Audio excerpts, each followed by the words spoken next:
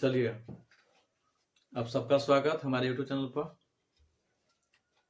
जैसा कि हम लोग 2015 के अभी कुछ देर पहले ऑब्जेक्टिव किए जा, अब 2015 के हमने सब्जेक्टिव शॉर्ट क्वेश्चन लेकर आए हैं। ठीक है, टाइम पास नहीं करना है, पढ़ाई बहुत करना है। और आज आपका रूटीन चल जाएगा कि कौन समय में कौन सा बैच होगा। आपका 3 टाइम रखेंगे, फिजिकल का अलग रखेंगे, इनऑर्गेनिक अलग रखेंगे, ऑर्गेनिक अलग रखेंगे। इस टाइप से रखेंगे, हमने बनाएंगे शेड्यूल। देखिए, कहता है निम्नलिखित यौगिक में से किसके रासायनिक आबंध में कम आयनिक अभिलक्षण होगा। यानी कि हमको दो के बीच तुलना करना है। वो दो चीज दे दिया है, वो कह रहा है कि केकर आयनिक जो है अभिलक्षण कम हो। देखिए, जैसे लिथियम क्लोराइड एवं पोटेशियम क्लोराइड।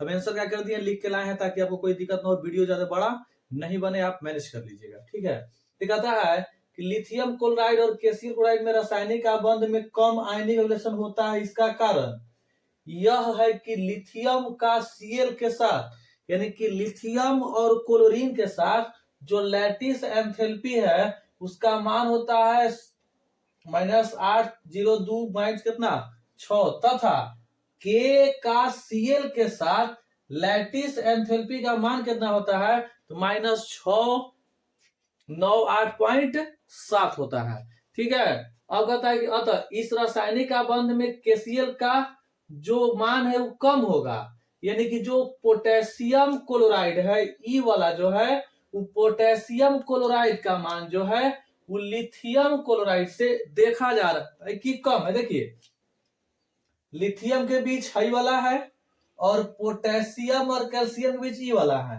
तो एकर जो आयनिक अभिलक्षण यानी कि जो लैटिस एंथैल्पी है वो क्या है, हमनी के कम है। तो लैटिस एंथैल्पी कम होने के कारण जो है जाहिर बात है कि आयनिक अभिलक्षण इसमें क्या होगा, कम होगा। उसके बेस पर धर सकते हैं, नहीं तो आप एक और बेस पर धर सकते हैं कि लिथियम की जो क्रियाशीलता है वो पोटेशियम से ज्यादा होता है। ठीक है, अगर इस बेस पर पकड़ा रह गया तो सही है, नहीं पकड़ में आ गया तो आप याद रखिएगा कि जो पोटेशियम की क्रियाशीलता है वो लिथियम से कम होती है।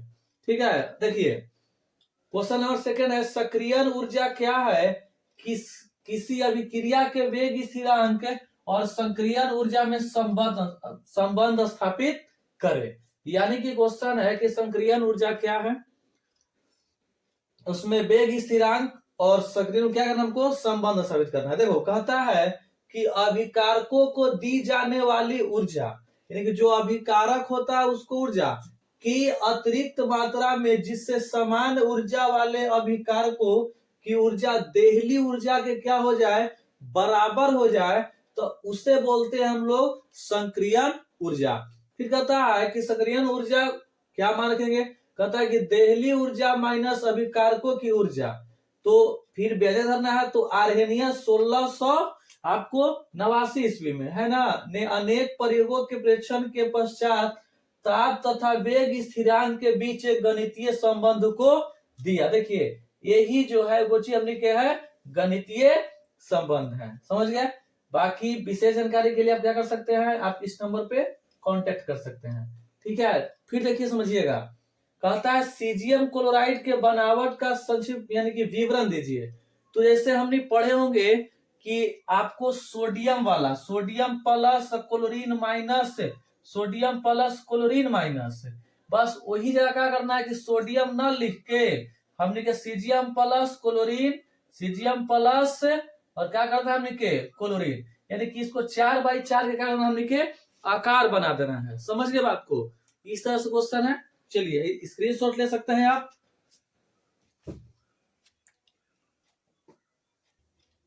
देखिए, आगे जो क्वेश्चन हमने किया है वो न्यूमेरिकल है, इसको हम बना देते हैं तो आपको अच्छा समझ में। देखिए, कहता क्या है कि चीनी के घोल की जो प्राथमिक दाब 27 डिग्री सेल्सियस पर 2.46 एटीएम है, तो इस घोल का समारण कीजिए।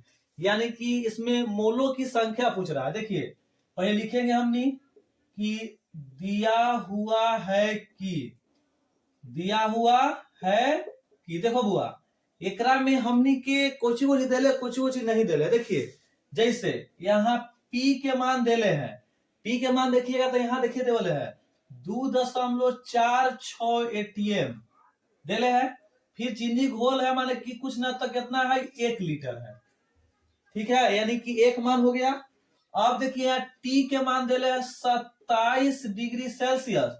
अब इसको हम केल्विन में चेंज करेंगे, तो केल्विन चेंज करेंगे तो क्या करना पड़ेगा हमको, तो 27 प्लस 273 यानी जोड़ला पर कितना आ गया हमार 300 आ गया।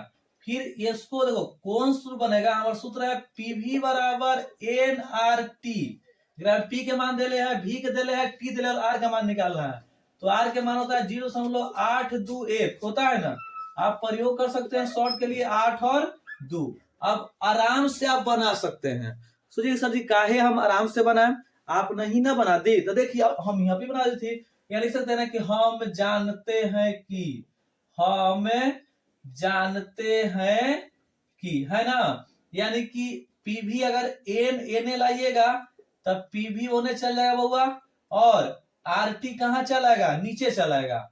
अब देखिए मान रखना, अगर हम पुट करते हैं तो एन लिख दी जस के तस, पी का मान यहाँ देवल है 2.46 और भी का मान देवल है 1, फिर आर के मान होता है 0.82 और टी का मान होता है 300। कोई दिक्कत ना। ये अगर पॉइंट हमने हटा देंगे तो अगर काम क्या हो जाएगा, खत्म हो जाएगा, क्योंकि आपको जानते हैं कि दूसरा क्या हो जाएगा हमने के खत्म हो जाएगा। यानी कि एन से हटा दीजिएगा तो ये क्या बन जाएगा, देखो आराम से समझिए क्या क्या होगा क्या क्या नहीं होगा। जैसे ही हम पटकेंगे ओने तो जीरो खत्म हो जाएगा, यानी कि 2.46 और फिर एन का बच जाएगा, तो यानी 8.2 गुना का होगा हमार 3। समझ ना, क्या जीरो से क्या कर दिए पॉइंट हम हटा दिए। अब पूरा जब सोल्यूशन कीजिएगा, ठीक है, तो कुछ होता है तो पॉइंट हटा दीजिएगा, तो हटेगा तो ये 246 और फिर 82 होती ना हो 20 बच जाएगा, और फिर गुने का हो जाएगा 3। अब काट दीजिएगा तो यहाँ कितना आ जाएगा 83 आ जाएगा, यानी कि 83/820, यानी कि जो आंसर आएगा वो 0.101 आ जाएगा। समझ गए बात को। चलिए कोई दिक्कत ना किसी को, इतना में कैसा चलेगा, कोई डाउट तो होगा नहीं। आप स्क्रीनशॉट ले लीजिए। चलिए तो स्क्रीनशॉट ले लिए। अब क्वेश्चन नंबर आगे है, किसी घोल की मोलरता एवं मोललता के अंतर समझ। देखियो यहाँ दो तरह से अंतर लिख सकते हैं। एक तरफ जो हम आपको नोट्स में दिए हैं, एक जो पीडीएफ जो पढ़ाया गया है आपको उस तरह से मोलरता मोललता में अंतर स्पष्ट करें। जब स्पष्ट पूछेगा तब, यहाँ किसी घोल के आधार पे पूछ रहा है, यानी घोल को जो हम नहीं बोलते हैं वो विलायक बोलते हैं, और घोल जो होता है उसे हमने विलयन बोलते हैं। देखिए कहता क्या है कि किसी घोल की मोलरता एवं मोललता के अंतर समझाइए। हम दोनों के परिभाषा लिख के और डिफाइन कर देंगे पूरी इसी तरह से, और उसका ऐसा ही बता देंगे अंतर हो जाएगा। देखिए हम बोलेंगे प्रति लीटर विलयन में उपस्थित जो विलय की मोलों की जो संख्या होता है उसी को हम क्या बोलते हैं, मोलरता कहते हैं। ठीक है, जैसे कहता है कि विलय की मोलों की संख्या का क्या विलयन कहता है।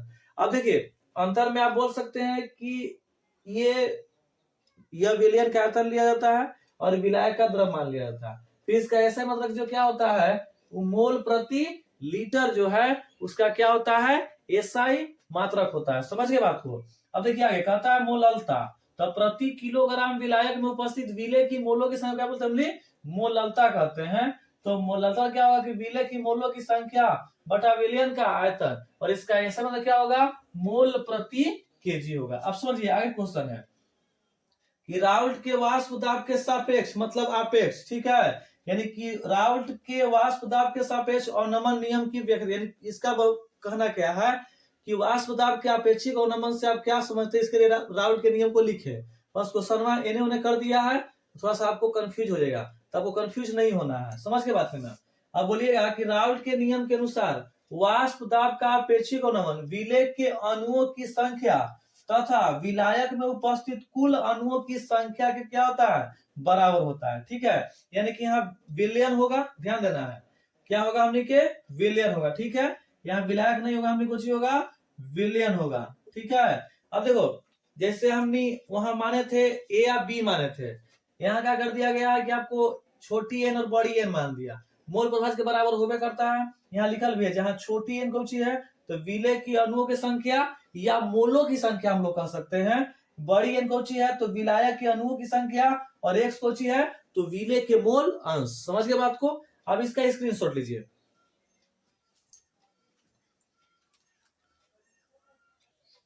चलिए आगे क्वेश्चन देखते हैं। क्वेश्चन आ गया कि कॉपर सल्फेट के विलयन यानी घोल से 24.125 कूलम विद्युत प्रवाहित करने पर कितना मोल कॉपर मिलेगा। ठीक है, क्वेश्चन लिखे देखो, जब 96,500 कूलम धारा प्रवाहित करने पर 2 मोल मिलता है। जब हमने इसी का भी आप ऑब्जेक्टिव पढ़ के आ रहे हैं, तो जब इस चैप्टर का ऑब्जेक्टिव पढ़ के जो 2015 का ऑब्जेक्टिव पढ़ के आ रहे हैं तो वहां पर क्वेश्चन था ना, तो वही क्वेश्चन में कहे थे हम कि कॉपर 2 आयन होता है यानी कि 2 कलर, तो एक निकाले पड़ेगा तो 2 बटा क्या देगा 9600 और चाहिए 24,125 यानी कि 2 बटा क्या 9600 गुना 2400 यानी कि पूरा जब शोषण कर लेंगे तो 0.85 मोल हमारे कॉपर प्राप्त हो जाएगा।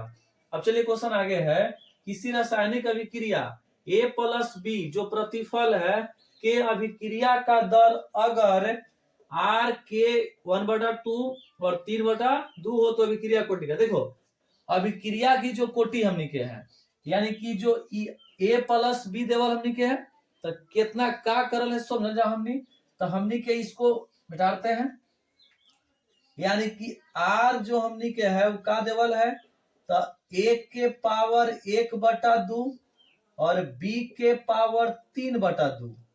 ठीक है, अब हमको चाहिए अभिक्रिया की कोटि, तो अभिक्रिया की कोटि के लिए हमको क्या करना पड़ेगा बउआ, तो हमनी के 1/2 प्लस 3/2 हम एलसीएम निकालेंगे ना, यानी कि 2 चलाएगा हमार यानी कि 1 प्लस 3 यानी कितना अगले हमार तो 4/2 यानी कि 2 जो हो गया हमारा अभिक्रिया कोटि का आ गया, मेरा आंसर आ गया। समझ गया? चलिए स्क्रीनशॉट ले लीजिए।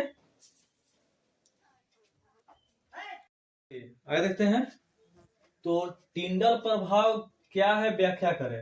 कहता है कि जब किसी कोलाइडी विलयन में प्रकाश को गुजारा जाता है तो प्रकाश की जो किरण है वो कोलाइडी कण से टकरा कर इधर उधर फैलने लगता है, तो फैलने की जो घटना है इस घटना को ही बोलते हैं लोग टिंडल प्रभाव। अगला क्वेश्चन है कि कॉपर के 2 अयस्क के नाम लिखिए। तो कॉपर के 2 अयस्क है, जैसे हमने कहा कॉपर पाइराइड CuFeS2 और क्यूपराइड हो गया Cu2O। क्वेश्चन 11 है कि निम्नलिखित को परिवर्तन कैसे करेंगे। ठीक है, तो पहला क्वेश्चन है कि एथाइल एमीन से एथाइल एल्कोहल बनाना, मतलब कि एथाइल एमीन से हमको इथाइल एल्कोहल बनाना है, तो बोले कि जब इथाइल एमीन की अभिक्रिया नाइट्रस अम्ल से कराई जाती है तो इथाइल एल्कोहल का निर्माण होता है, जो कि कौची हमने क्या है समीकरण है, आपको आराम से नंबर मिल जाएगा 2 नंबर। फिर एक नंबरी में यानी कि इथाइल एल्कोहल से इथाइल एमीन अबरी एकरा से एकरा तबरी एकरा से एकरा, कहता है कि जब अमोनिया एवं इथाइल एल्कोहल का वाष्प तांबा प्रवाहित करने पर एथिल एमीन का निर्माण जो कोची है इस तरह से हमने के है।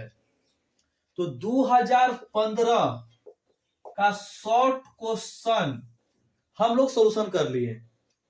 ठीक है, अब नेक्स्ट वीडियो में इसका लॉन्ग लेकर आएंगे, फिर अगले साल में लगेंगे। तब तक के लिए जय हिंद।